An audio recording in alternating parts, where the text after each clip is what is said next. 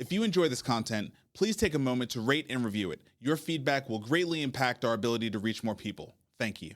All right, man. Another week in President Trump's America, and full steam ahead. Full steam ahead. Oh, holy cow. A lot has happened this week, and I feel like when I hear myself say that at the beginning of a show, it's almost like I'm trying to hype up the show, but it's not that. I'm weary from how much we have to keep up with. I've been trying to cut the number of stories for like the last 6 shows, right? And it's difficult to cut back because there's so much stuff going on. Right. Was it last week that the AI action plan came out? Was that last week? Yeah, that was last week. Yeah. So this week we're going to talk about a big rollout on health and a big rollout in crypto that happened this week. I mean, these are like, they're big rollouts. Yeah. There's whether you agree with them or not, the Trump administration is running like full steam ahead, doing a lot very quickly, a lot of change very quickly. I feel like this confirms something that we talked a lot about in the first 30 days when all the executive orders were rolling out, which is the fact that, one of the distinguishing features of Trump 2 versus Trump 1 is he really does have the A-team around him this time around. He's got people like, I thumbed through the the crypto plan, and it's like, dude, it's exactly what it's supposed to be. Yeah. It's exactly what it's supposed to be. We'll talk more about it when we get to the stories, but he's not writing all these things. No. You know what I mean? I think that Trump, the 4 years off, I think he learned a lot about like how to build the cabinet, how to sort of prepare what you can do in the first 2 years versus when maybe you lose the midterm like you did previously. So he, in the transition time, I think he mapped out, okay, in 2 years, I'm going to do all these things. And he brought in a bunch of people that can act, without his direction at every step. And then they come in and say like, what about this? And it's and the healthcare tech side, we will talk about that too. It's also good. I mean, now whether they can execute on it, we'll have to talk about when we get there, but it's put together pretty well. Well, the difference is like, he's not afraid to go after people, right? So it's like, if he brings you to the table and he gets you to agree to something, there's a different level of, your ass is on the line for signing that kind of agreement than there would have been under, previous administrations. At least during the next 3.5 years. Yeah.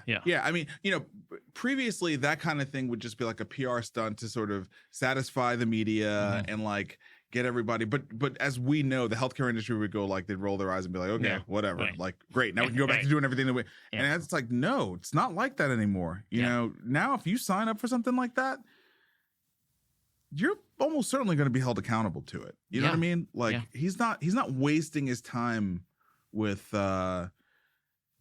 press things that he doesn't intend to follow up on. Mm-hmm. Yeah. And he's using the power of the pulpit, speaking, convening, pressuring, these letters he sends out they seem to be, pretty effective without having to pass a law. If you just get these companies to agree, then it's faster. Yeah. Obviously. Yeah. So, okay. That's enough preamble. Let's go ahead and dig in.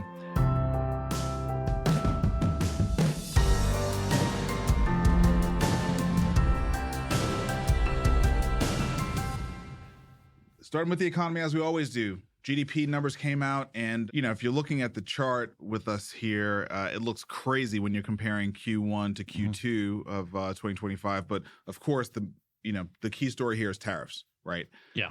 He came out of the gate swinging with the tariffs. Everyone got scared. They loaded up on goods. That actually had a very negative impact on the way that GDP is calculated.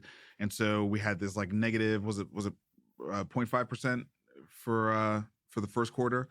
Yeah, it was negative 0.5 for the first quarter. Negative 0.5% Right. for the first quarter. And then, as things have sort of swung back the other direction, we didn't buy as much stuff because we had a surplus of it. Right. In the second quarter, we were up 3%. So I think your read of this is that we actually should be blending the two. Is that right? Yeah, I think that's right. People, Trump was talking about tariffs all through the campaign. Everyone knew he was going to come out with tariffs. So I think in Q1, a lot of people kind of front loaded their purchases. And then in Q2, they didn't buy anything. Right.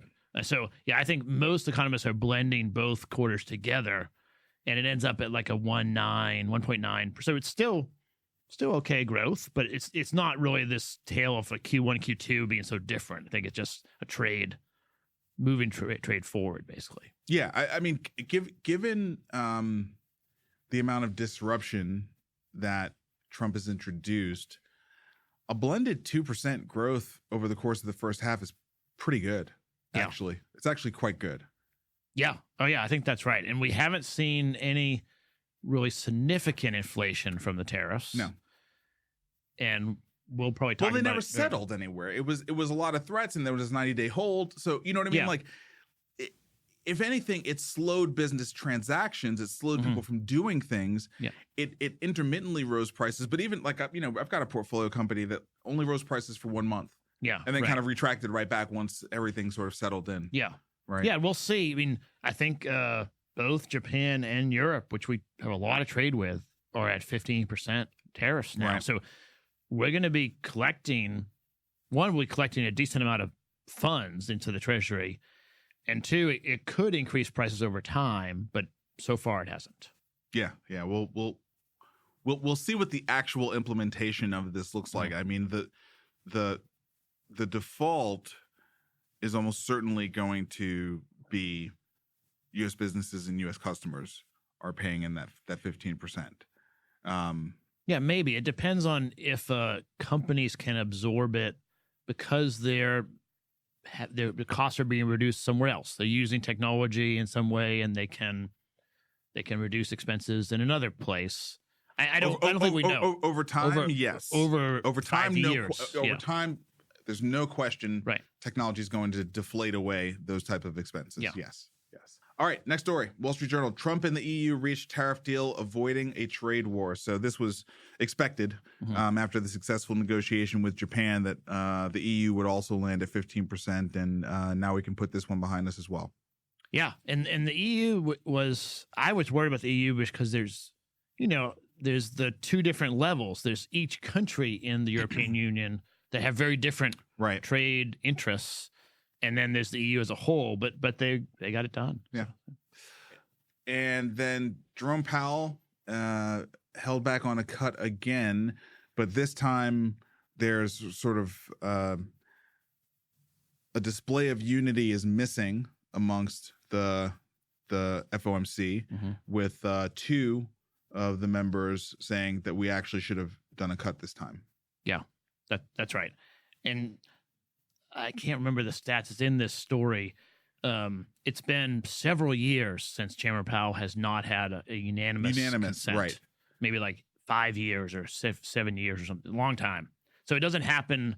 It's not like a matter of course where they always are fighting over things. It typically is a show of like a consolidated, this is what we're doing, and it's fraying right now. Yeah, and I mean, if two people dissented publicly, there was probably even more questions around whether or not this was the right thing to do, and you probably have people who just were sticking with the tradition, backing, Powell because they felt that was the right thing to do. But I said to you as soon as I read this story that this cut to me feels, or this lack of a cut, I should say, feels out of touch. It feels like, and I'm not talking about the numbers or the data. I'm talking about the sentiment, right? Like there needed to be a little bit of pressure relieved in the overall situation at this point, right? Yeah. You know what I mean? And this just felt like you're digging in your heels. Right. Yeah. And you're not, it just, I mean, a 25 basis point cut would have helped or hurt nothing. Right. But symbolically, it would have taking the pressure off of the situation. Yeah, and it reminds me of last July. So last July, the exact same thing happened. Not the dissenters, but there was a lot of pressure from the Biden administration and from me and from everyone that we needed a cut. Even Elizabeth Warren. Yeah, everyone was. And then there were it was the Japanese carry trade blow up in early August. Yeah. And so then we had, a kind of a problem, and the Fed had to do 50 points in September. Yeah. And so it feels like, Groundhog Day. Like he should have done a quarter point cut to relieve the pressure. It feels much more like he took it personally, the fights with Trump, and just is not digging his heels just to do it, which is not good in any sense. But we'll see what happens in September. I think he's going to need to cut then. Yeah. Yeah. I think he got a signal with two of the other officials not joining him on this one. Right. I think he got a signal that like his block is fraying. Right. Yeah. Okay, moving into VC deals. Stat news. Ambience has a new mega round. AI Scribe has announced nearly $1 billion in funding. They are a competitor to Abridge. And this round was $243 million in new funding. So Oak HCFT, Andreessen Horowitz, OpenAI, Kleiner Perkins, Optum Ventures. So really, really strong group here. AI Scribes basically dominating the healthcare AI bucket. Yeah. Yeah. I mean, $975 million, almost $1 billion in capital raised this year on maybe 8 different scribes. They're all raising a ton of money. I don't know. I mean, I guess it's a good place to be, but there's a lot of competition and they all kind of do the same thing. So. Yeah, it feels to me like you're just kind of storming the market. None of them are building frontier models, correct? No, they're all just like using. That's why OpenAI invested in this one. They're all using one of the models. Yeah. Which I think is not that sustainable. I don't quite understand the size of these rounds relative to that. It's like, do these large rounds represent a greater ability to sort of sell through or cut sales cycles in healthcare from your perspective? I mean, now, granted, we've seen reports over the course of the last 2 or 3 weeks where CIOs are saying AI is the most important thing for them to focus on and get in. And so I do believe there's a universal focus on ambient listening and, taking some of the pressure off of already very stressed, clinical workforce through ambient AI technology. So I do think it's kind of like a make hay moment. I get that part of it. And maybe because of that, you're saying, hey, there's a lot of capital flowing in. You and I did, we were reading, PitchBook and Carter's results for the quarter in the first half of the year. We don't have the story here, but AI represented about 35% of deal count. Yeah. And like 66% of the deal value, largely because OpenAI's $40 billion round was like 57% of all the VC fund. But still, a third of all the deals. A third of all the deals. From a count point of view were AI. That's right. So, I get that part of it, right? Also, you got these mega funds. They have the capital. They have to deploy it. They need to make plays. They got to write big checks. So there's some of that too. But there is a question like, do you need these kind of checks to do this? I have a take on it. I don't have the facts on it, but my take is that I believe they're subsidizing the price.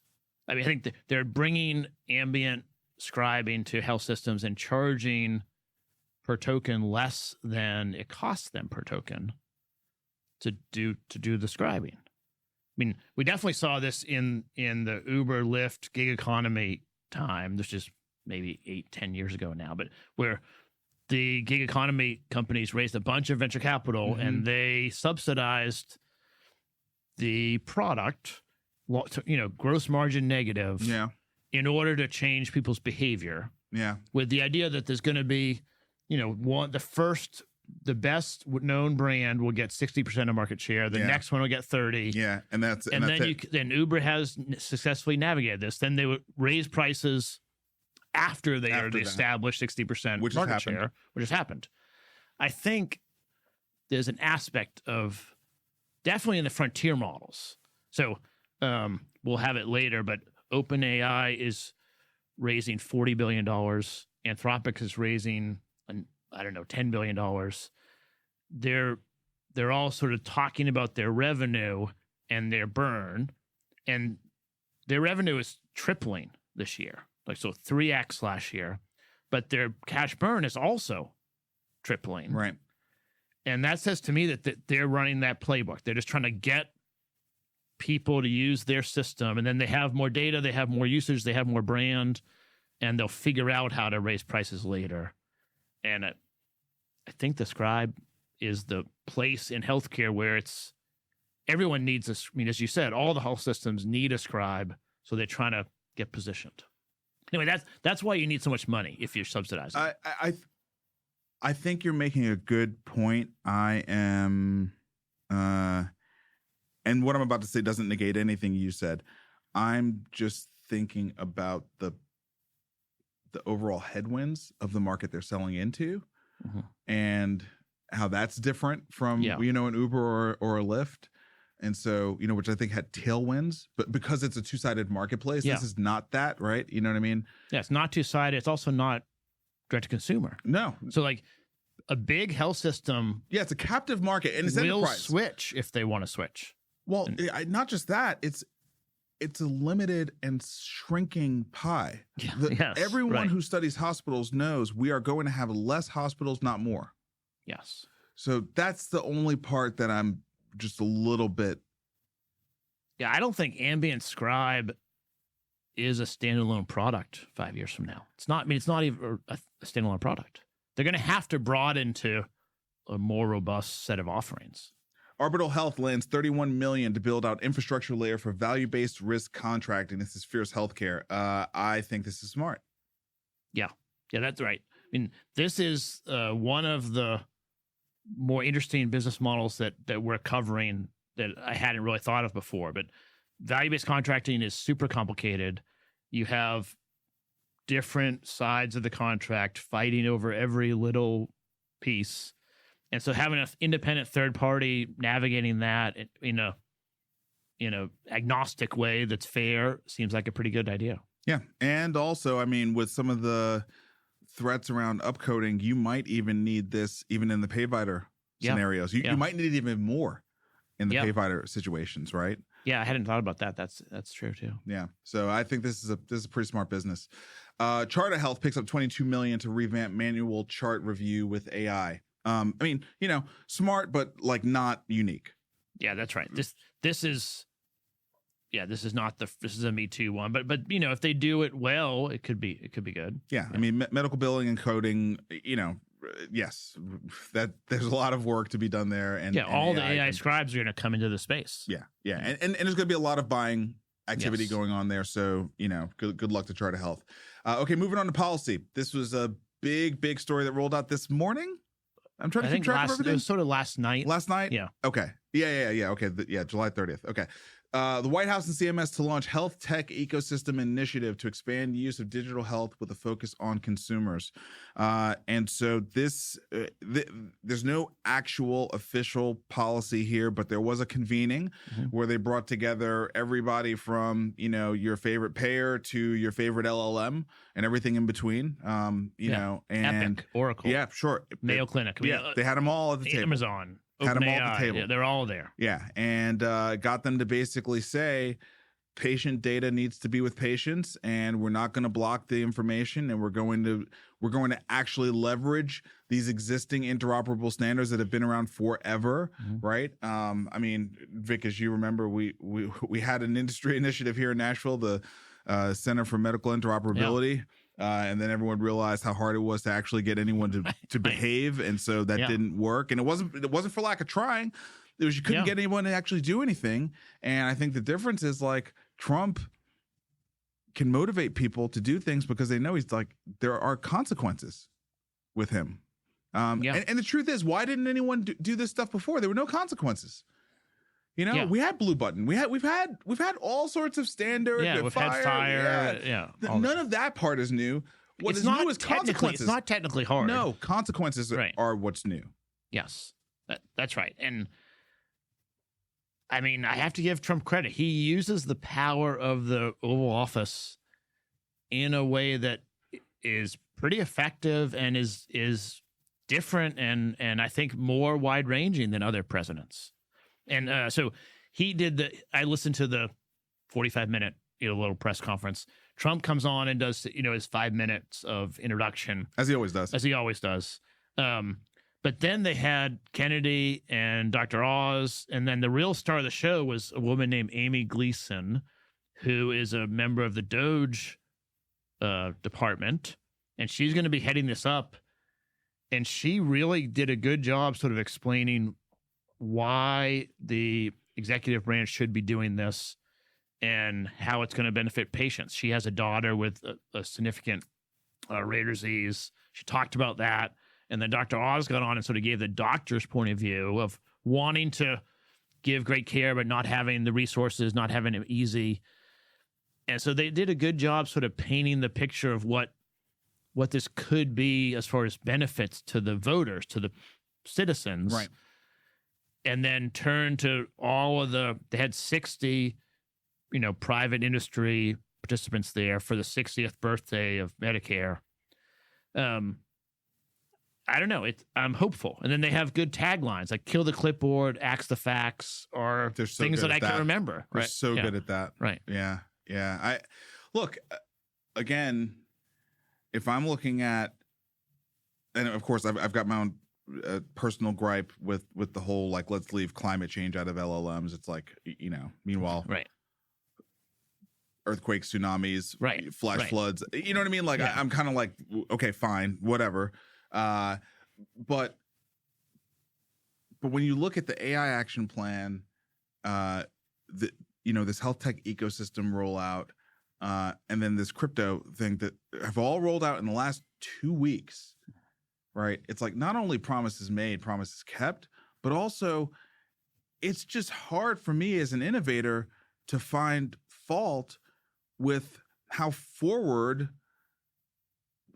thinking this administration is. It's just like, yeah, I mean, I have complained. We've all complained about we spend too much money, we have bad outcomes, we don't.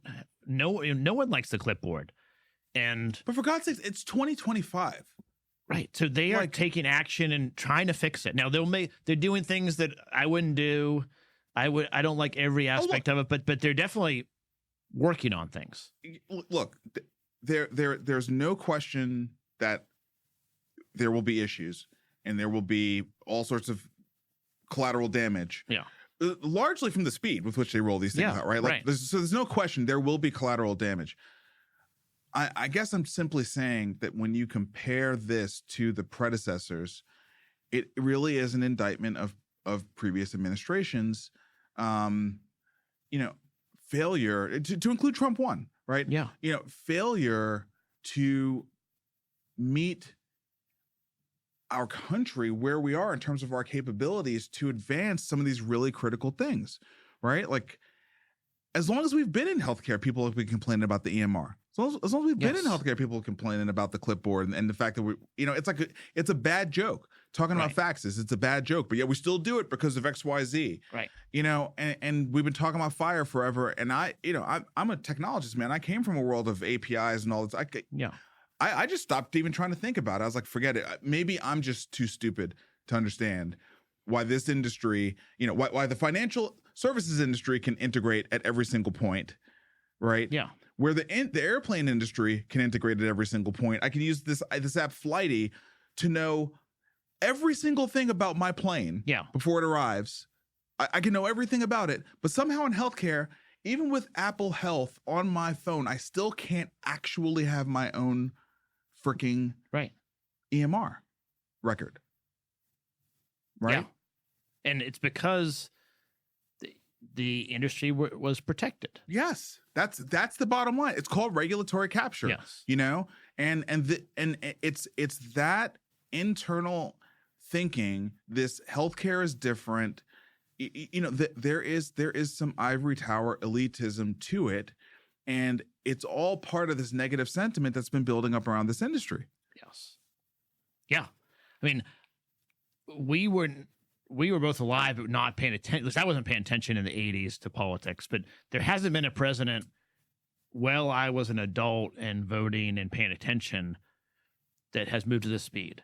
Maybe the reason I went to the 80s, maybe Reagan. People say Reagan did a bunch of cutting bureaucracy, cutting regulations. I don't know. I don't know. Yeah, neither one of us were paying attention then. Yeah.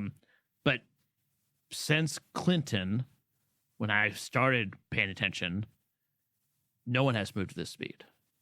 Yeah, it's insane. It's really a lot. Trump administration weighs patent system overhaul to raise revenue. Okay, now we move from something that was like exciting to something that's like WTF. Right. Really. Exactly. And Howard Lutnick is my least favorite of the cabinet. Same. I think I won't even tell you who my least favorite is. Okay. Because I don't know if I could name the whole cabinet. Because then I would be getting very political. Yeah, okay. I'm not going to do that. But I will say, certainly in the realm of like of economics and finance. Yeah. I mean, especially when you're comparing him to Besson, it's like, yeah, right. Or Kennedy even. I mean, who was just. But I know we're spinning on Lutnick for a second, but I will say I heard a podcast where they were comparing Lutnick and Besson, and they made a very, very good point, which is Besson was not going to help Trump get elected. Lutnick was, right? So it's kind of like Lutnick was the guy you needed to get Trump into office. Yeah. Besson is the guy you need to keep Trump in office, right? Yeah, you know what I mean? It's like it's just the difference between elections and governing. Yeah. They're two different things. Yeah, and I think beasts. in his defense, I think Trump has tasked him with finding more money. Yeah, fair. Fair. Anyway, so Lutnick came up with this idea to overhaul the patent office, which I think needs to be overhauled, but not in the way that he's doing it. So he is talking about something. I'm going to relate it, but I don't know how it can be functional, which is when you apply for a patent, there is a fixed cost, $5K, $3 to $5K, but then they will assess how valuable this patent will be, I guess, some way, and then charge you a percentage of that. And that sounds like it could generate a lot of revenue until you start asking, well, how are we going to know what this future patent that you're now about to issue, you haven't even issued yet, is going to be worth? I mean, I'm a venture capitalist. I don't know how to do that. I was about to ask you, Vic, how do you know how to value things? Because I know what we do at Foundry. We tell everybody your baby is beautiful enough to be valued at this. Right, exactly. All of you. You're all this. I think of it as a binary outcome. You either produce a product that people like and buy, and then you change your net worth materially, or you don't. And look, I consider patents to effectively be pre-seed. Like unless you're taking something that's already been working and you're saying, wow, look at the viability of this, and I hadn't really thought about it, but it is unique and patentable. Let's go ahead and patent it after the fact. Well, I think as a percentage, I think more than half of the patents issued are issued to Google, Amazon, Microsoft. Okay, forget them, because that's not who this is going to impair or impact. Let's talk about you and I. We come up with an idea. I have a utility patent. Yeah. So we come up with an idea, like we're going to get a valuation on that, and we're going to have to pay against that valuation 1% to 5%. Not even that. The patent office is going to value it. I understand that, but I'm making the point and I think systematically they're going to value it high because they get more money. Yeah, and hold on. Here's another thing. You're trying to tell me the patent office has experts in every single field of the world to be able to effectively value these things into the future? This is a good example of a terrible idea that the Trump administration is trying to push through. And also, it's the Commerce Department. Like, he probably doesn't even care. He's like, whatever. You can go over there and play. And it's like, whatever. Yeah, so I don't think it's functional. But I wanted to cover it because in healthcare broadly and in startups, patent and IP protection is critical. Yeah. And so we need to follow this. But I don't think it's I don't think it can go through like this. Yeah, I mean, we already have a decrease in funding going to pharma, biotech, and devices. Yeah. The only category in healthcare VC that's growing is software, technology, and I think that's largely like it's a derivative of the AI boom, right? We just went through $1 billion, not in AI, in AI Scribes. Right. Like we didn't talk about revenue cycle, we didn't talk about coding, we didn't, you know what I mean? Right. Just the Scribe business got $1 billion this year. So, yeah, I mean, there are other ways. This is not helping an already flailing. Right. You know, you've cut grants because like the real value of patents is hard tech, deep tech, right? Yeah. Whether it's in a lab or in a wet lab or it's, you know, dealing with rare earth or whatever, it's serious engineering, right? Serious science, and there's already enough issues against that stuff. Yes, you've made it more tax friendly to do R&D work. That's fine, but the core dollars, the actual cash, tax is an after. Cash thing. I'm talking about the cash on the grant, way in. The NIH grants, the research cash on the grants, way in to do this stuff. Yeah. That's decreasing across the board. Both private and public sources are decreasing. Yeah. And now you're going to increase expenses at some variable that I can't even predict. It's going to be up to whatever the office says. Right. So there are ways to get more money into the patent office, but this isn't it. Like you could charge based on the revenue of the applicant. Right? Like, so if Google wants to apply, they have to pay slightly more than a startup that doesn't have any revenue. Or you could take some royalty percentage on every patent issued, but it needs to be a standard that is independent and no one has to use judgment for. It's just like, this is the way that because I think that's the only way it's feasible, but we'll see what happens. I don't think anything will happen really. Medicare Part D drug plan premiums set to rise. This was something that went past me. There was so much focus from HR One Big Beautiful Bill on Medicaid and the ACA. Those were the two big areas of focus from that bill. And so, I missed that they also cut the subsidies to the payers for Medicare Part D. So, it's like when you really take, and I'm sure Wall Street didn't miss this because when you look across the sector at how they, it doesn't, like we're going to talk about this later, but the number of headwinds being thrown right now. Healthcare is a lot. It's specifically the payers. Yeah. Specifically the payers. It's a lot.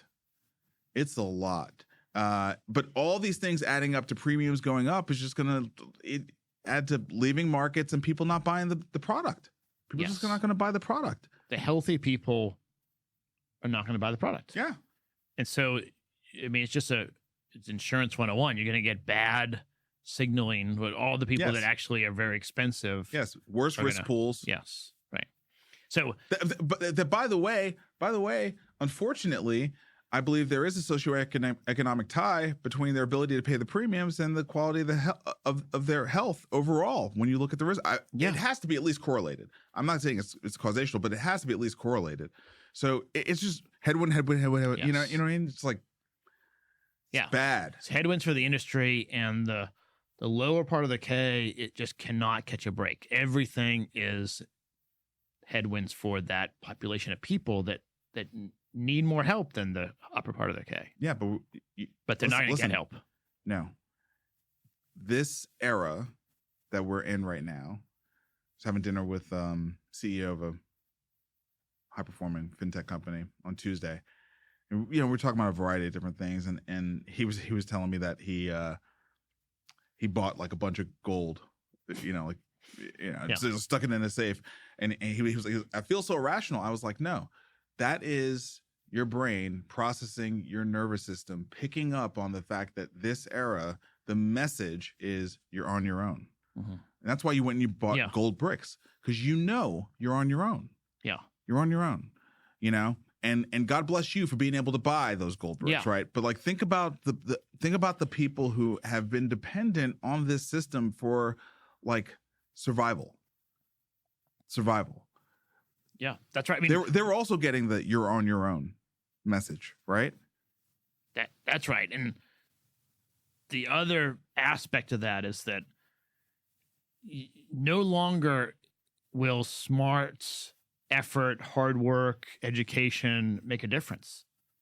Unfortunately, I don't believe it's possible to pull yourself up through intelligence, hard work, studying, effort. Intelligence was the last one that was one, okay, and it's disappearing. It's gone. Yeah. It's gone now, right? So anyway, Wall Street Journal's covering this because of the next story, which is Trump is trying to soften the effect on this by really aggressively pushing the pharmaceutical companies to provide better pricing to Americans.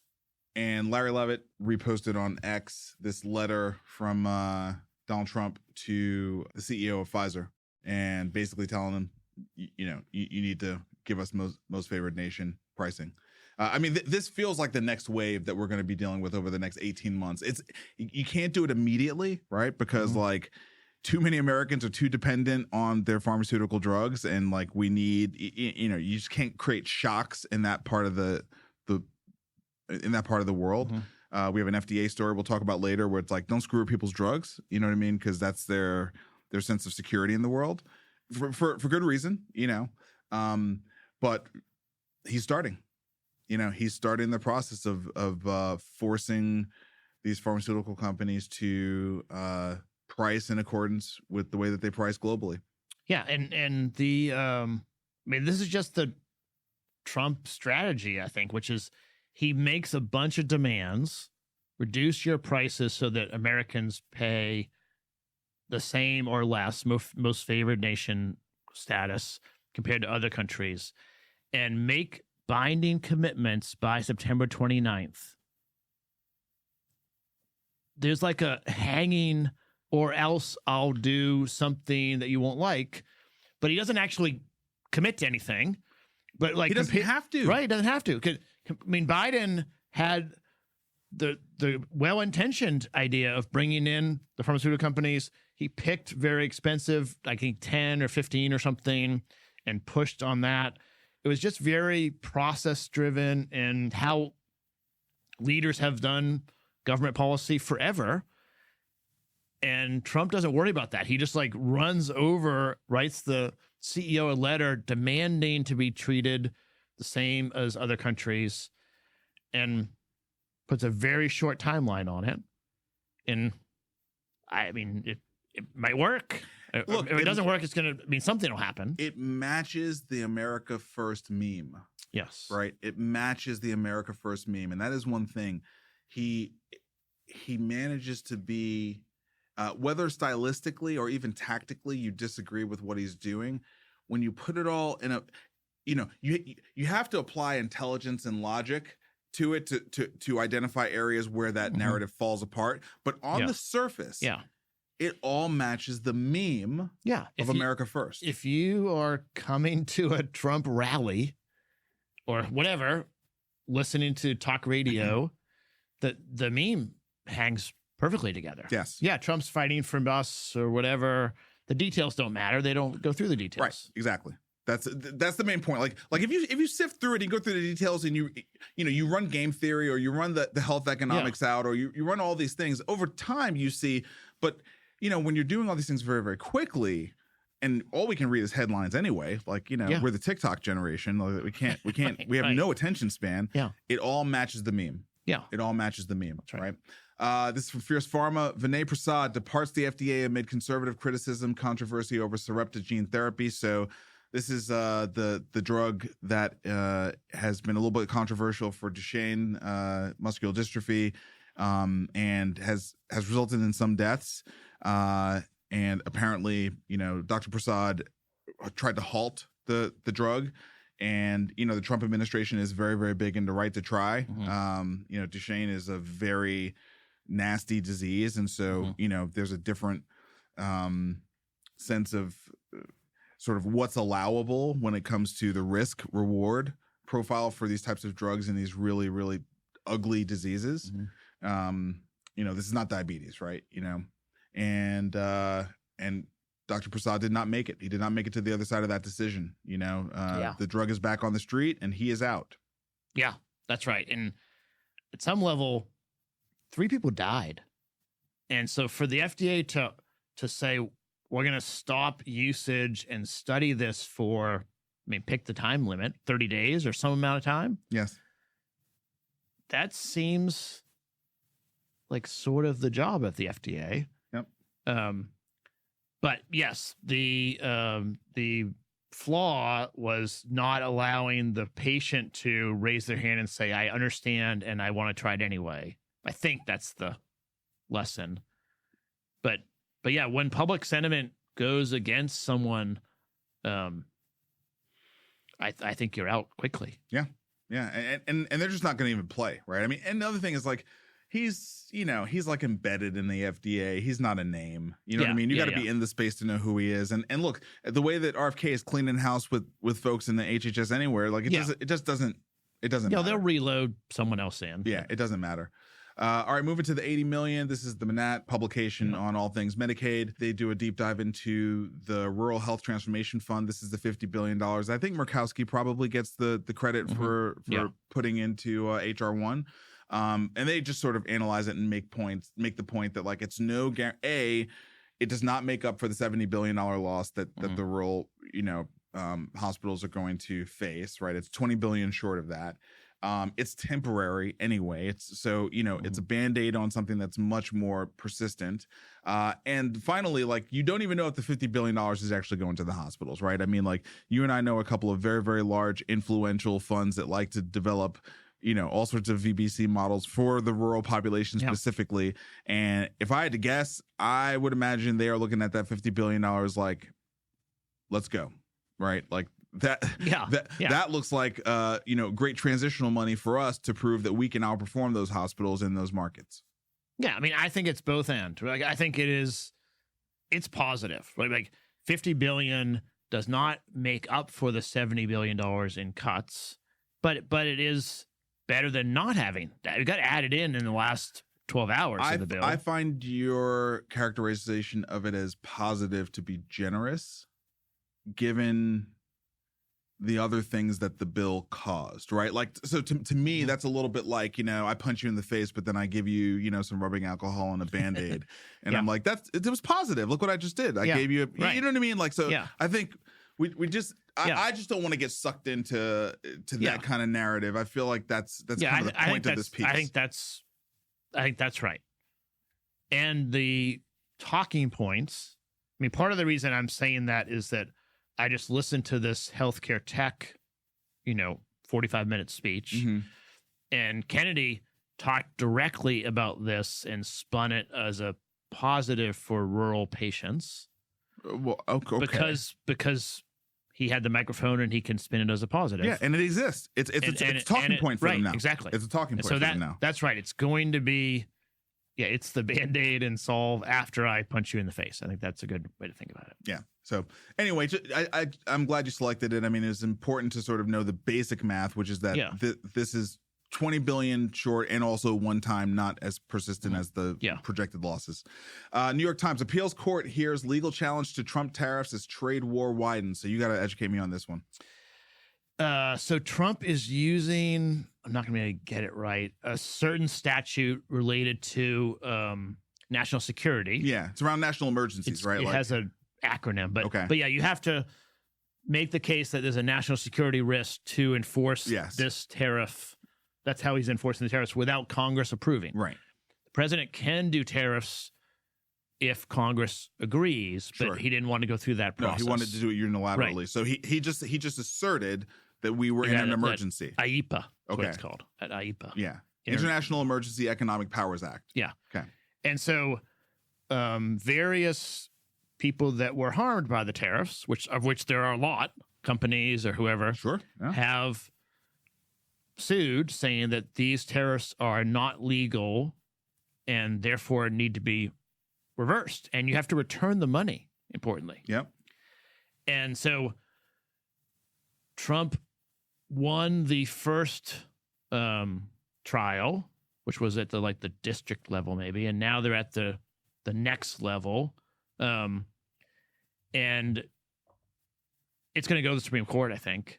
The legal people I've been listening to think it's probably 70% likely that he loses. Yeah, he loses. Just on the letter of the law. Yeah, right? just on the letter of the law. And it's going to go to the Supreme Court. They'll rush it through. So there's a whatever the next level is, the appellate court maybe. There are 11 judges on a panel at this appellate court hearing the arguments today. They'll decide one way or the other. Whichever they decide is going to then the other side will appeal and it'll go to the Supreme Court. But by the end of the year, there's a 70% chance that the all tariffs, this stuff gets unwound. Yes. Yeah. And so I think part of the reason Trump is driving to get like trade deals is that he understands that. Yeah. And if he can sign a deal with Europe, then it's fine. Then now he has a trade deal. Yeah. So I don't know. It's going to be a mess if they have to unwind the tariffs and send all the money back. But it looks like there's 70% chance of that. All right, moving into the payer sector. It's Wall Street Journal. Humana raises 2025 outlook as revenue tops estimates. That's a good headline for Humana. They previously expected it to be 126 billion. Now it's going to be 128 billion. So looks like they took their medicine before and kind of reset the guidance to a pretty low place, and now they're able to beat that. That's good. And yet, they did not get rewarded with any type of stock bump or even neutral. They were down on the day from the news. Yeah, that's right. I mean, I think the market just does not like payers. I mean, not right now. They couldn't have done anything different. They raised guidance. They had everything that you would expect to mean the stock would do well. Right. And it didn't matter. It was still down 5%, 4.5%. Yeah. So that's a pretty consistent story. Here's a story from Wall Street Journal about UnitedHealth continues to struggle as rising medical costs, shortfalls affect the business. It seems that Stephen Hemsley, who was the chairman, has stepped in as the CEO, is as part of his work to turn this thing around, is just going ahead and saying we're just going to take all the medicine right now, right? So we're cooperating on the DOJ investigation. There's some serious things we need to work to clean up in the business, and he's just like, let's take the hit right now. We're already down 50%, from the high this year. I think this is smart. Like, do as much as you can to try to get the market to give you a new floor. Get everything. Yeah, right. Yeah, get a new floor that you can work from, because the Humana experience of going out with a beat, $2 billion better than guidance, and then getting knocked down 5%. It's like if you're already in a window where the sector is going to get knocked down, this is the time. Go ahead and take all the bad right now, establish a new floor. It probably runs at least for the rest of this year. And do the hard work to turn this thing around so that next year, hopefully, you can tell a different story, right? So I mean, they've taken their earnings down from $30 a share estimate in January to 16. So it's half as far as profitable. So I think you're right. I hope you're right that he's throwing the kitchen sink and everything else in to sort of overcorrect, and then they can start performing. Yeah. I mean, he is he certainly comes across as like a trusted, person with the hands on the wheel, just being just around for a very, in a lot of very ways, long he time. built the company. Yeah, being around for a very, very long time. And so, I think I've said this a couple of times. I think they have the right guy in the seat to sort of deal with all of these different challenges. And the only way out is through. When you're kind of in a place where they are, the only way out is through. So, all right. What else we got? CVS Health hikes 2025 profit outlook as Aetna insurance business improves. So, I mean, look, some good results here from many of the large healthcare companies. We got some good results on the provider side as well. Yeah, that's right. I mean, there definitely are. This week, there's been several good earnings report from payers, and we're going to talk about HCA too. But on the payer side, it didn't really matter, right? CVS was down. We just go to the next one. Cigna also had a great report this morning. Their But they were Evernorth down as well. Yeah, they're down too. So Yeah, and they they're beat commercial. Outlook. The Evernorth. Yeah, they're commercial, which they're is commercial. pretty They protected. they got rid of the Medicare Advantage Yeah. business, sold it to what was it? HSBC or HC? I forget. HCSC is that the name of that company? I can't now that you HSBC is the bank. Yeah. It's a whatever. It's one of the blues plans. Yeah. So they have a very predictable business. I mean, the commercial book of business is going to be fine, but it didn't matter. They still were down. Right. HCSC, by the way, is who they sold that to. Okay. A federal judge blocks an Arkansas law barring pharmacy benefit managers from owning pharmacies in state. This is the AP. So in Arkansas, they were dealing with what they believed to be the PBMs crushing the small independent pharmacies. And so and a small pharmacy called Walmart. Yeah, and Walmart. And of course Arkansas. Right. That's why. Yeah. Arkansas. And so Sarah Huckabee Sanders signed this restriction into law. CVS and Express Scripts sued the state, and that has now been reversed. Yeah, that's right. And so, for right now, the law can't go into effect. Maybe there's some way to appeal. I don't know, but CVS owns PBM, and they are allowed to stay open. Yeah. So, I mean, it certainly feels like a tough thing to get across the line. You're going to just block CVS from operating in the state of Arkansas, where their competitor Walmart also happens to be headquartered. You know what I mean? Like it just. Yeah. Well, Walmart doesn't own a PBM. Right. Right. Yeah. So that it just. I mean, it's like all these political things. They show off the independent pharmacies, which are struggling due to PBMs. So that's right. But I don't know that. I mean, if you get rid of all the CVSs, I think it would be a transition period at least. Yeah.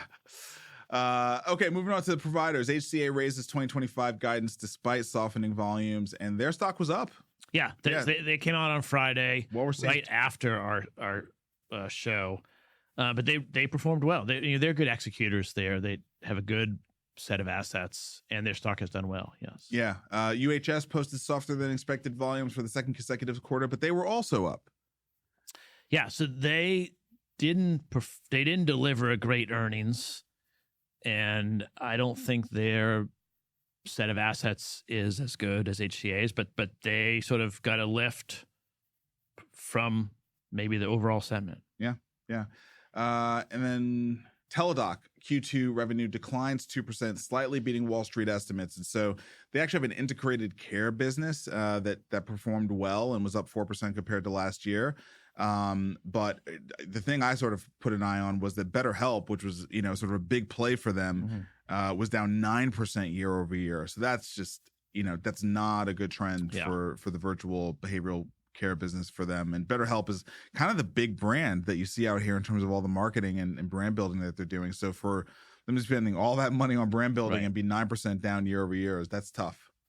Yeah, Teladoc's a hard platform. It's not that differentiated from a whole bunch of other places now.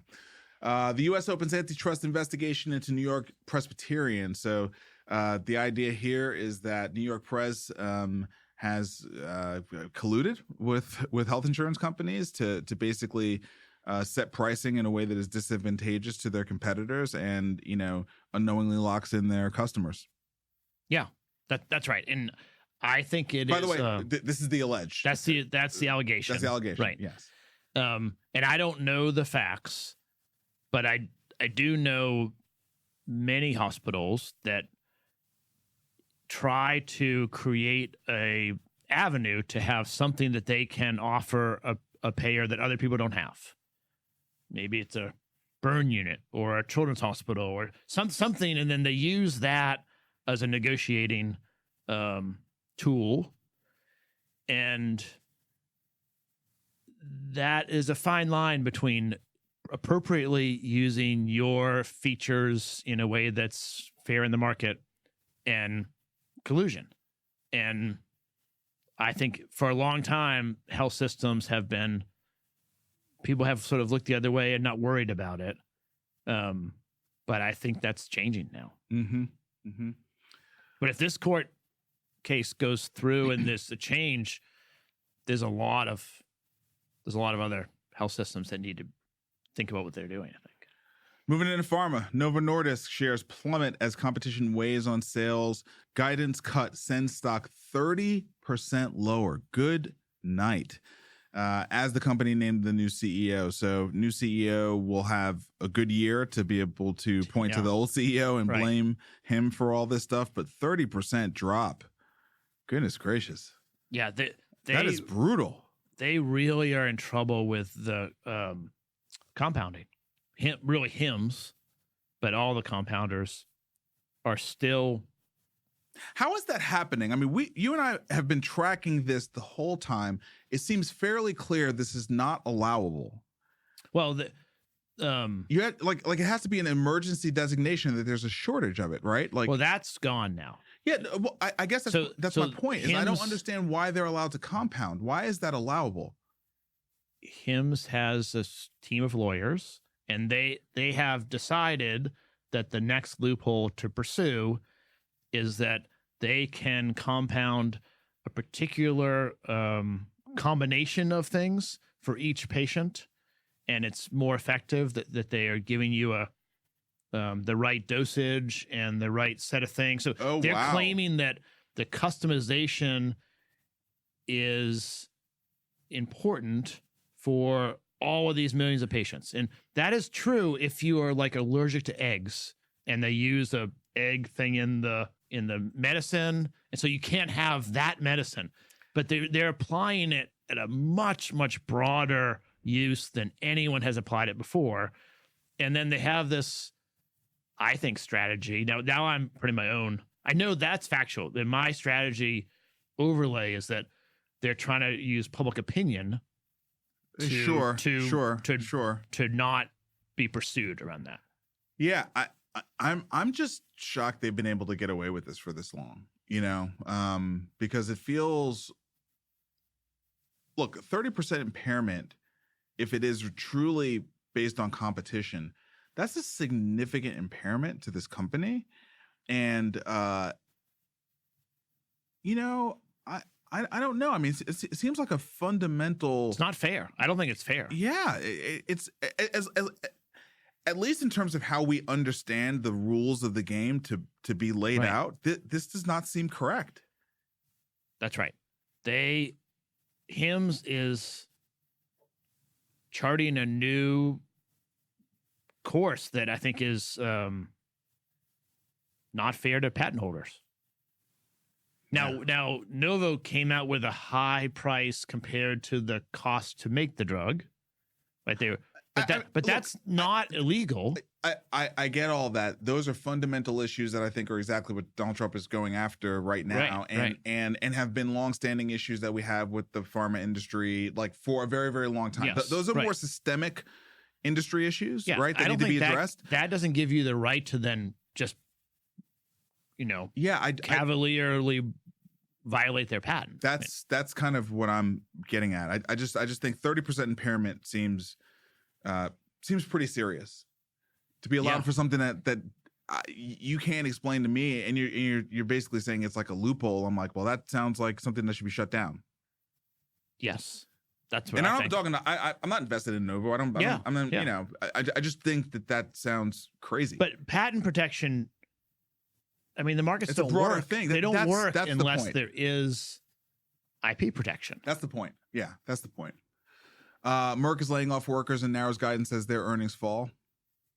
Yeah, Merck is not as like Novo. They just don't have great assets right now. They're sort of, their cupboard's thin as far as what they have as far as new growing products. AstraZeneca books record quarterly revenue as U.S. and oncology boost their growth. Cost earnings per share rose from $2.70 from $1.98, the drug maker said. Yeah, so they have the oncology portfolio that's really doing well compared to Merck that doesn't. Mm-hmm.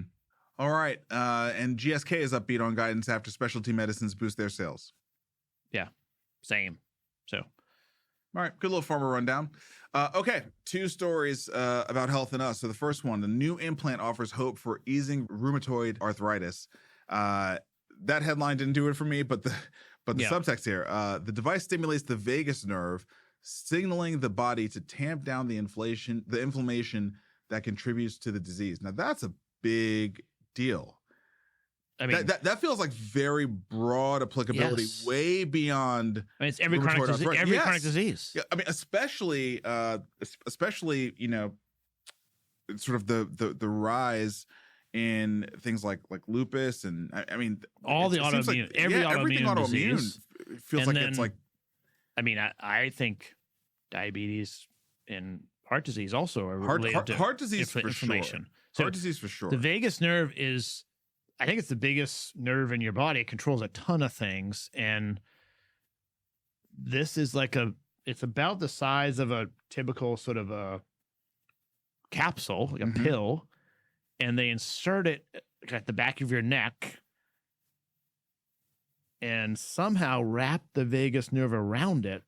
And then it uses electrical stimulation to change the way the nerve is sending signals, which sounds like, first of all, it sounds like science fiction. Second of all, it sounds like an incredible thing that could help a lot of people. But it's going on. Yeah, it's happening. I mean, you know. Right. I think this is, well, I'm seeing more and more Neuralink stuff like every week. I see something about Neuralink, and it just in fact I even saw something that was saying that, you know, Neuralink or some similar type of implantable might actually be the offset to us losing out to AI, right? Because there's all sorts of brain unlocking and things that they're starting to theorize that could happen there. And you know, the implantable world, it still seems really, really strange, but it's getting less strange and more normalized like every day. Yeah. Okay. And then the second story is about organ donation and that little box that we get asked to check when we get our driver's license about do we want to be an organ donor. A great nuance out of this story. This is with the New York Times. It's a guest essay, and it really peels back the layer on what actually happens when you die as it pertains to that whole organ donor checkbox, right? Right. Which is to say that if you're brain dead, your organs are still in pretty good shape because there's blood still pumping through your body, and so the organs are you know, alive and can be harvested, and they're very useful. But for most people, they die.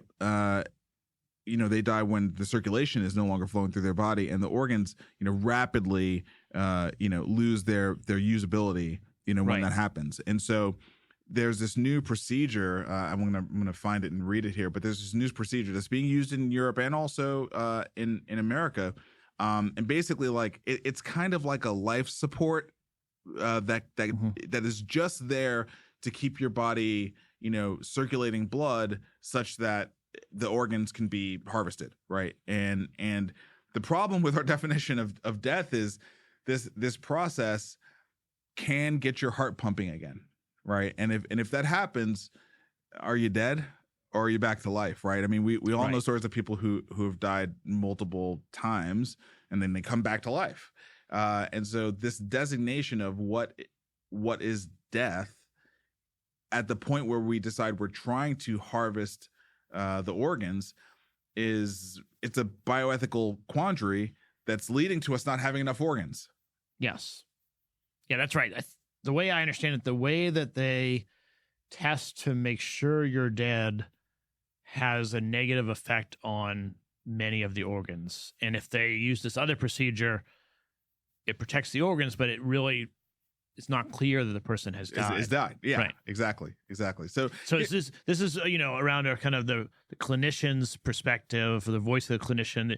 2 physicians wrote this op-ed in the New York Times about, we just need to have a more clear definition of, or maybe a broader definition of when death occurs. Well, I think that what they're also saying here is that we don't have enough, we don't have enough organs.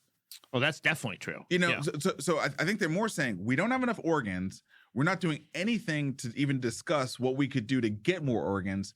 People are dying every day. A ton of people are dying. I don't mean the people who are dying because they can't get a match. I mean, just people are dying that are saying they're organ donors. They would like to have their organs harvested to help another person live, more years.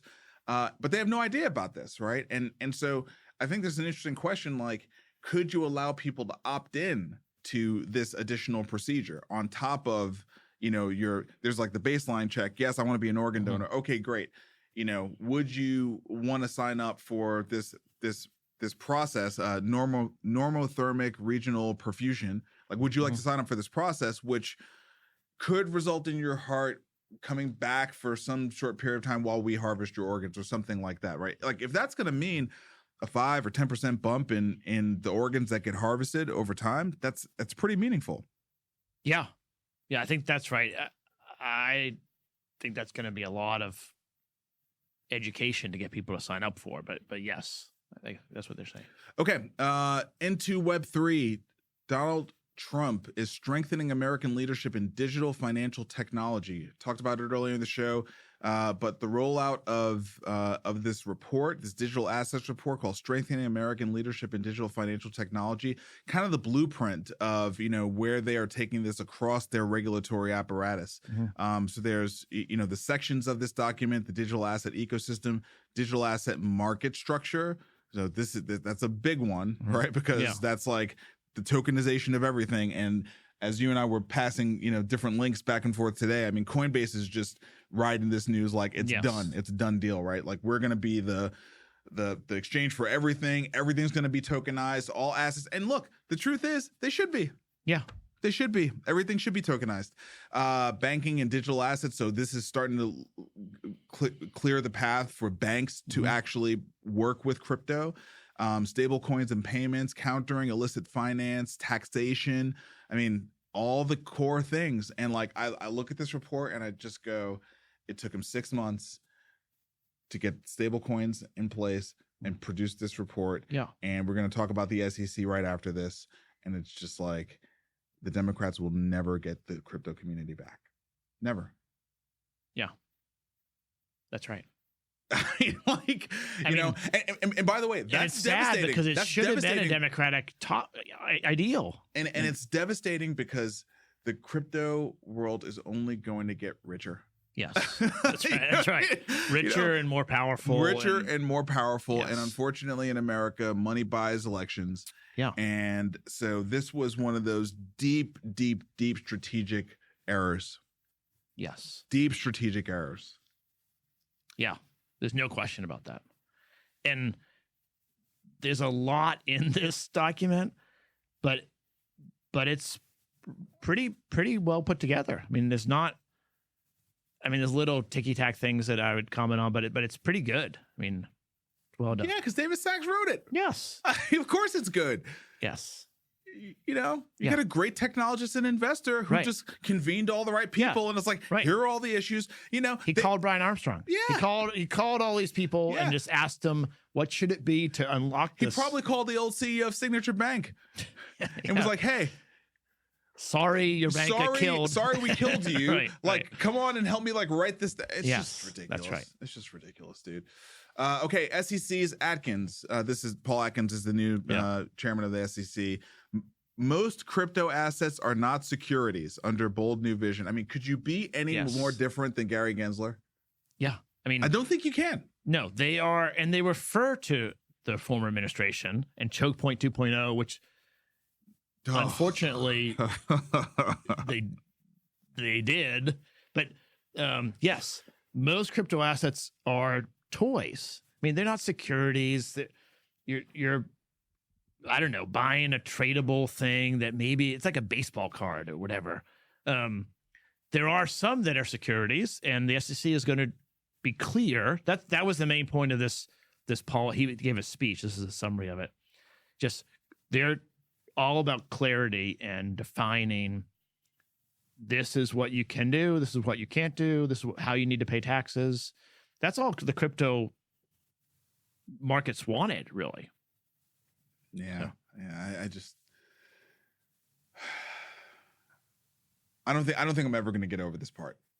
Because it was such an unforced error. I don't think I'm ever going to get over this part, right? Like this is the part where I go, yeah, this is like a 12 to 20 year regime change. You know, because the average American still doesn't understand. Yes, this. That's right. Most most Americans don't know the difference between blockchain and Bitcoin. No, blockchain and Bitcoin. No, I feel like when I'm talking about this that I sound crazy until I see stuff like this come out, and I'm like, no, I'm not crazy. Like, you know, no, this was really important to get right, and we got it really wrong. I'm saying we because you know I'm not a Republican. Fine, so you know, like we got this really, really wrong, and nobody was there. You know, it's funny. Like that last year, it's like the lights were just out in the Democratic Party. Yeah. Like nobody was checking anybody. Nobody checked Biden. You had Dianne Feinstein like literally vote one day and die 2 days later. Mm-hmm. You had Pelosi with all the you know the trading stuff. You know, it was just total hubris everywhere. You know, and I think the party is going to pay for it for, you know, at least a decade. At least a decade. I mean, I think there's going to be a populist movement in the Democratic Party. The Republicans already went through that. So, like, that's going to take Trump a minute. Is the yes. That's going to take a minute because they don't have a Trump on their side. Like Mamdani and AOC are not that, right? Yeah. You know what I mean? Like neither one of them are that. But crypto, the reason I went there is crypto is really a free market, you know, sovereign individual. It's a populism thing. So the old guard of the Republican Party hates it, and the old guard of the Democratic Party hates it. But the Democratic Party is still run by the old guard. Correct. That's the problem. Difference. That's exactly right. Okay. On to AI. Sam Altman out of PC Mag. Anything you say to ChatGPT can and will be used against you in court. I don't understand the people who don't understand this. They're just having these relationship conversations with this thing. It's not real people. It's a machine. B, for all intents and purposes, it's a database. You have no access to it. You can't like purge it. And yes, like they're going to use the information. Well, they're going to use it for their own purposes to sell you ads or sell you whatever. But what he's saying here is that it is discoverable. Like if you get into a lawsuit, they can pull your files from ChatGPT. So you're learning how to whatever cover up something. It's in there, and they must retain all the chats, and then they have to give it over to authorities. So, I don't know why anyone thinks this is not the case. First of all, if OpenAI wants to do business with this federal government, this is the buy-in. This is the trade-off, right? This is the trade-off.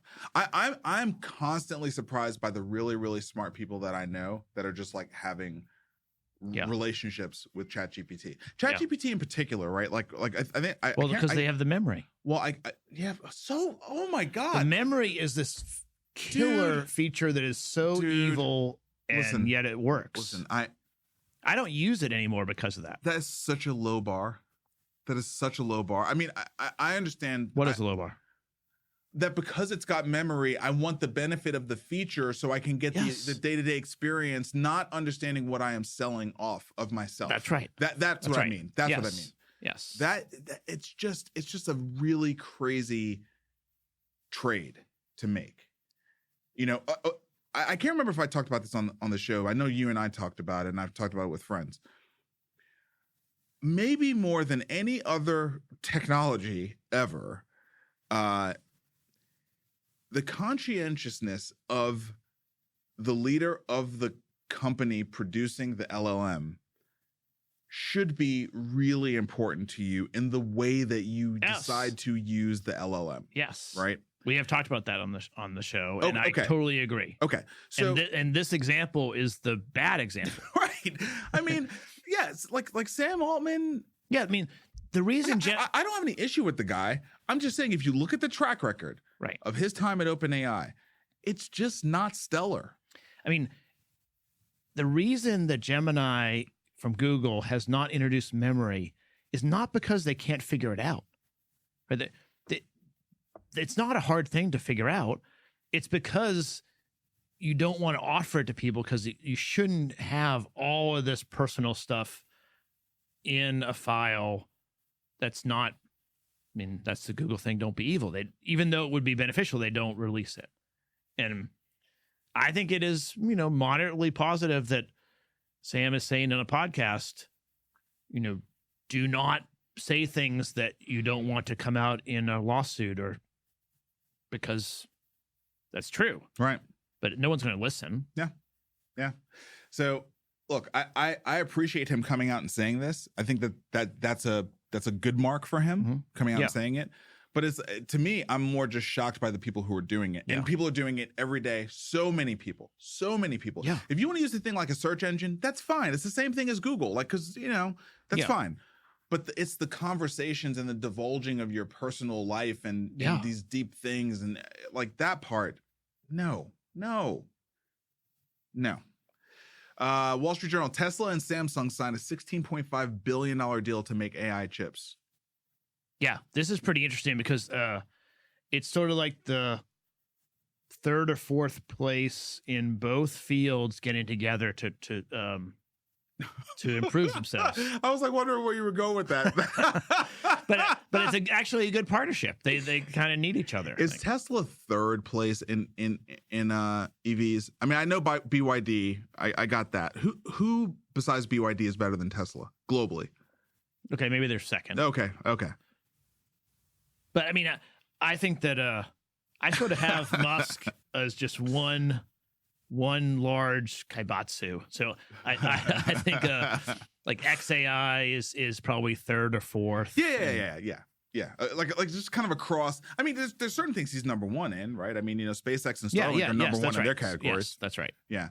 Okay. Walmart is overhauling its approach to AI agents. This shows you how long they've been in the game. They've been in the game so long that their first attempt was like a whole bunch of disparate AI agents, and now they're scaling those back to just like 3 or 4 core AI agents because they couldn't keep track of all the AI agents they had before. Yeah, that's right. So it's pretty interesting.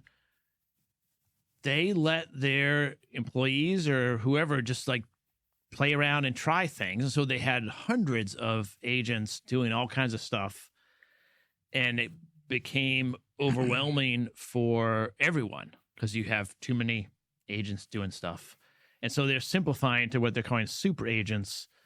And they have 4, one for customer topics, one for employees, one for engineers, and one for sellers or suppliers. And then those agents have like a chorus of other agents that like report to it or are in their portfolio of capacities.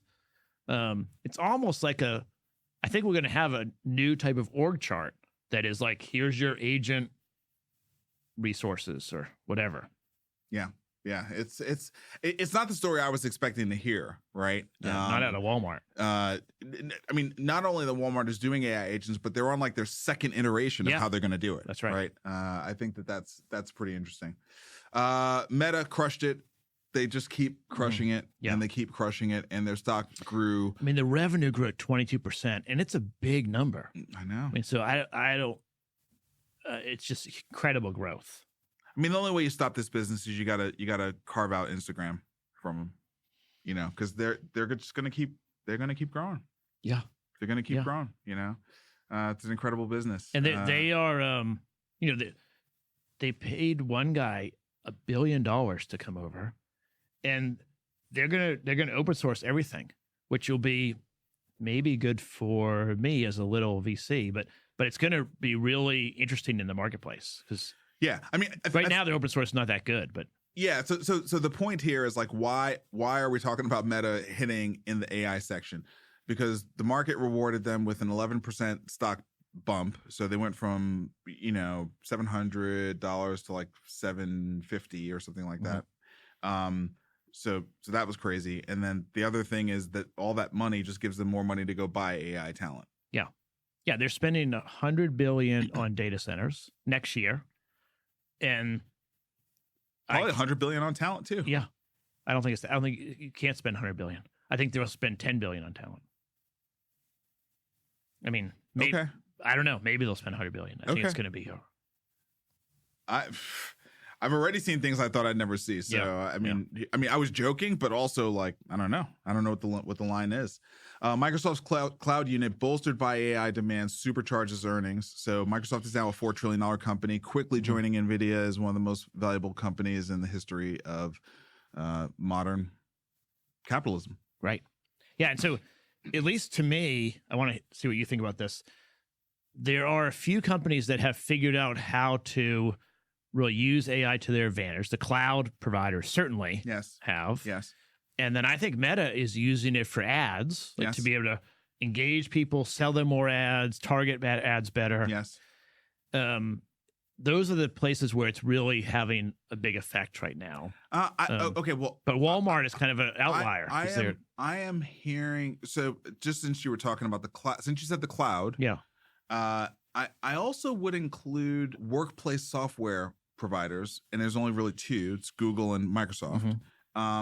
But I'm just anecdotally hearing more and more and more people just are talking about using AI in the daily course of their day. Now, they're mostly talking about ChatGPT, but I have to imagine that parlays pretty well, I think, particularly from Microsoft. I bet Microsoft Copilot is getting much better usage than Google Gemini is in terms of its integration with the Office suite, 365, and what people are able to use it to advance their day-to-day work and Excel and things like that. It's anecdotal, but I think they're getting strong usage in their Office suite.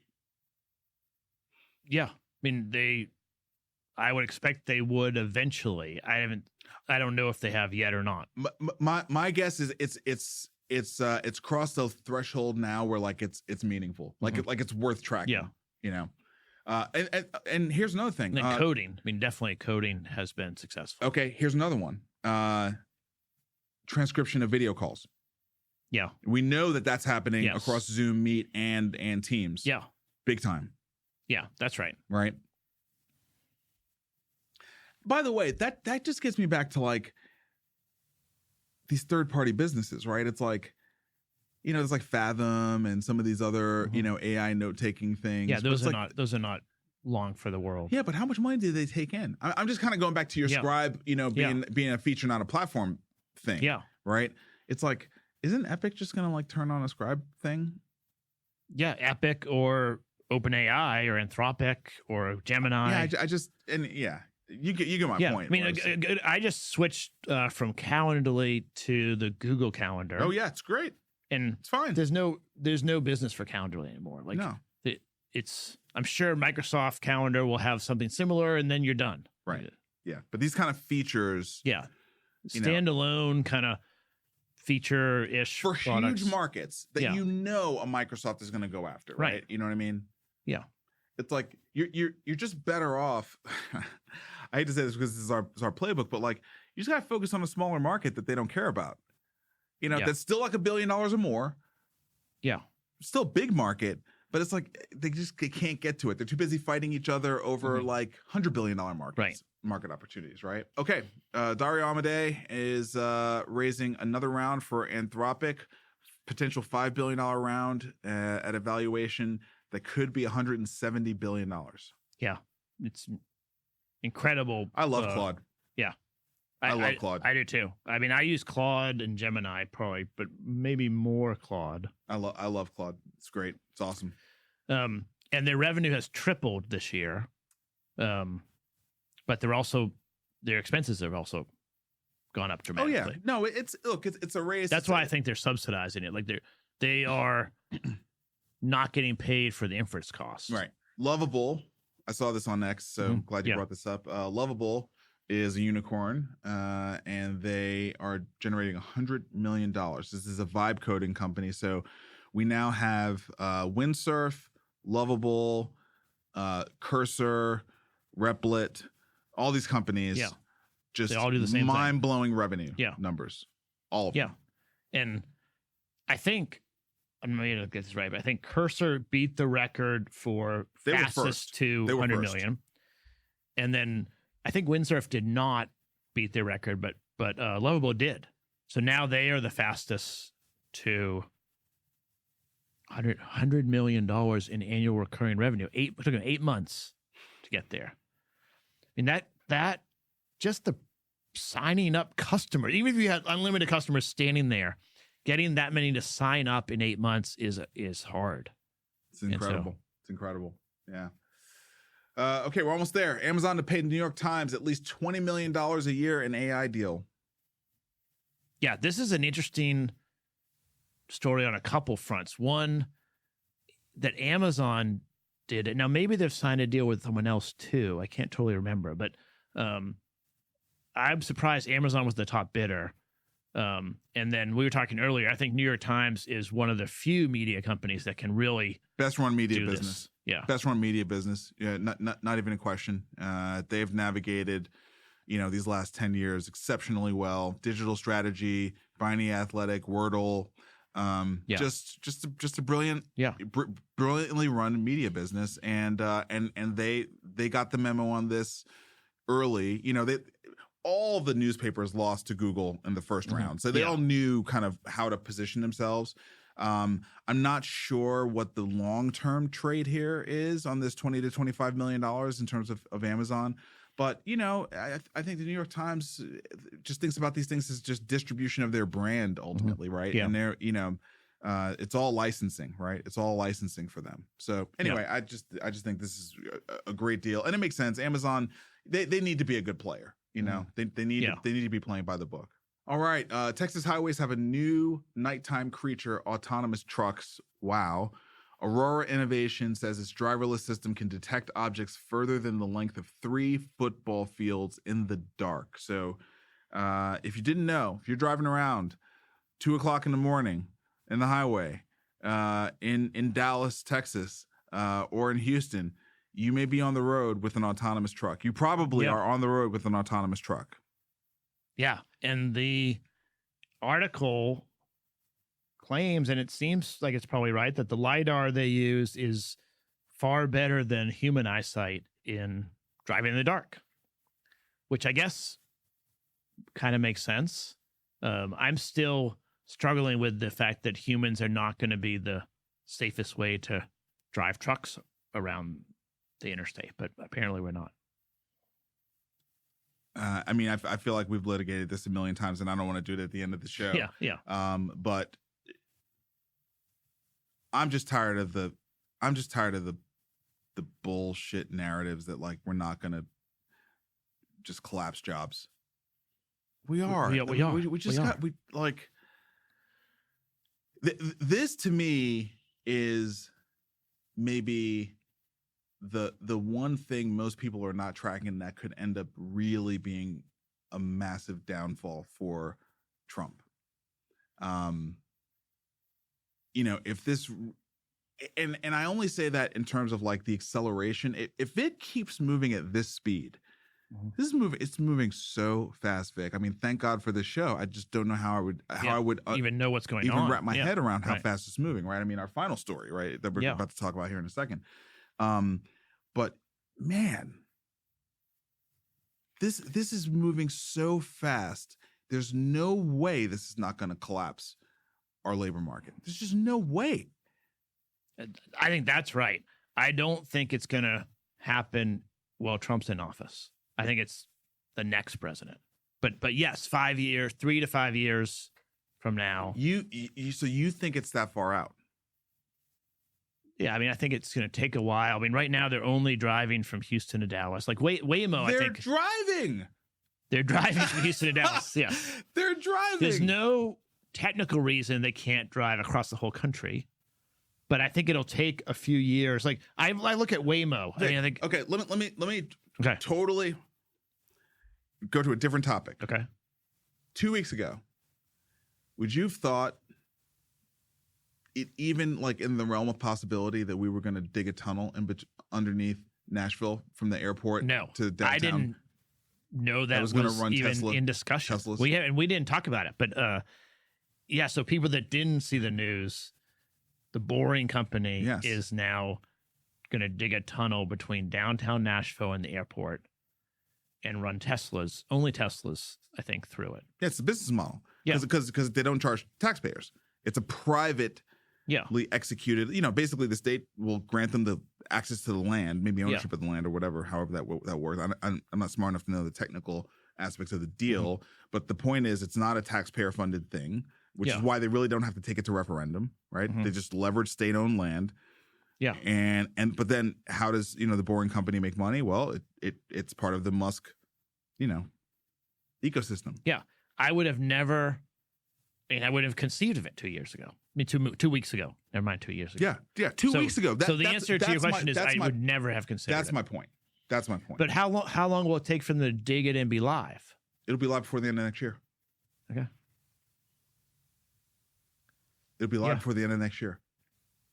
Well, I want to ride it. Going out to the airport is a pain in the ass. So I might buy a Tesla just to go. No, but you get my point, right? Yeah, it's happening quickly. It's just the speed of this is all just insane. And we'll punctuate that with interestingengineering.com. China's Unitree launches a full-size humanoid at just $5,900. The thing does a cartwheel. It is 5 feet 5 inches tall. It can walk. It can dance. It can do cartwheels. It can jog around. Born for sport is their tagline. And it costs less than $6,000. You can order it personally, and they'll ship it to you. And then it also is open source.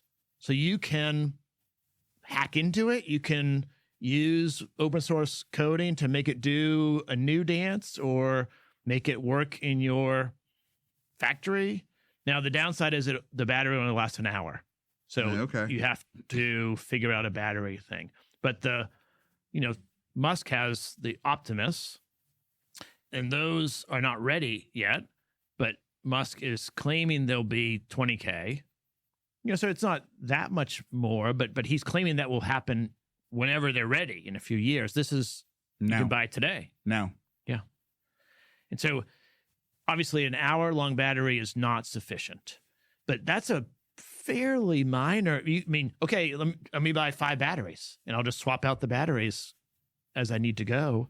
I don't know exactly what I would use it for, but it's at a price point where you're almost like, what the hell? Let's buy one. I was about to say, you don't know what you would buy it for, but you could sell how much of a Bitcoin and get one?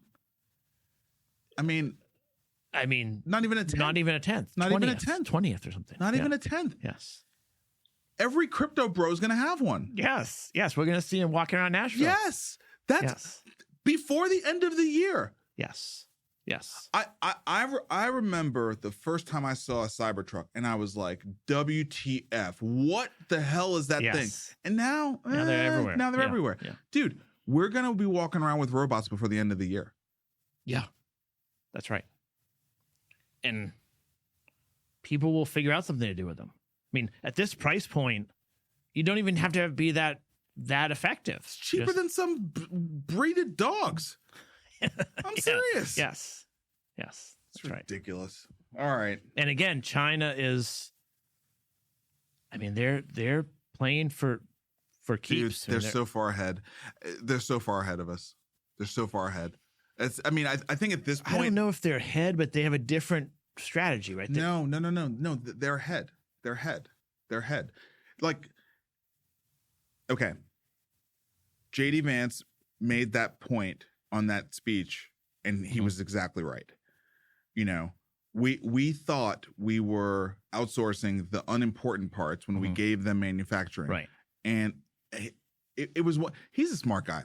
When he said manufacturing is design, dude, that was a profound statement. That was a profound statement. Is absolutely right. Like, because think about it this way, right? Elon Musk is so impressive because he plays in the world of atoms, not bits. Yes, that's why he's so impressive, right? That's what distinguishes him from all the other entrepreneurs. That's the reason, right? And he came from the world of bits. He came from PayPal, right? Right. But the reason he stands out is because out of all the brilliant entrepreneurs and engineers in Silicon Valley, he is one of the very few who decided to do that. We mostly went in the direction of bits. Yes. Because we outsourced all the Atom stuff to China. That's right. And now it's like they're ahead. They're ahead on cars. They're ahead on robots. They're ahead on working with less. They're ahead on power. They're ahead on power. They're ahead on rare earth. Yeah. They are ahead. They are ahead. And, yeah. And their competitive markets are aggressive. And that... with no regulatory barriers. No. It just, go ahead and steal whatever you want to steal. Yeah, and by the way... So we're complaining about Novo losing something. I mean, people, there's no IP over there. Dude, there's everything. And this is exactly the narrative that Trump is going to leverage reasonably. I won't go so far as to say rightly, but reasonably so, as he does the whole Relaunch America thing and he cuts half the regulations out of the, out of the books. Yeah. He's going to be like, we cannot compete with China. And you know what? He's going to be right. Mm-hmm. Yeah. He's going to be right. He's going to be right. Yeah. So it's a hell of a way to end the show, but yeah. But on that note, I will not be here next week. Yes. So I'm going to find someone else to guest host. I don't know who right now, but I will figure it out. Good luck. Maybe we'll get a robotics expert. Oh my God. You had to say that, like robotics expert. It's like one day we're gonna buy a robot just to fill in for you and I. Yeah, on this stupid show. Right. Yeah, I'll get a Marcus robot and just. It's disgusting. All right, man. All right.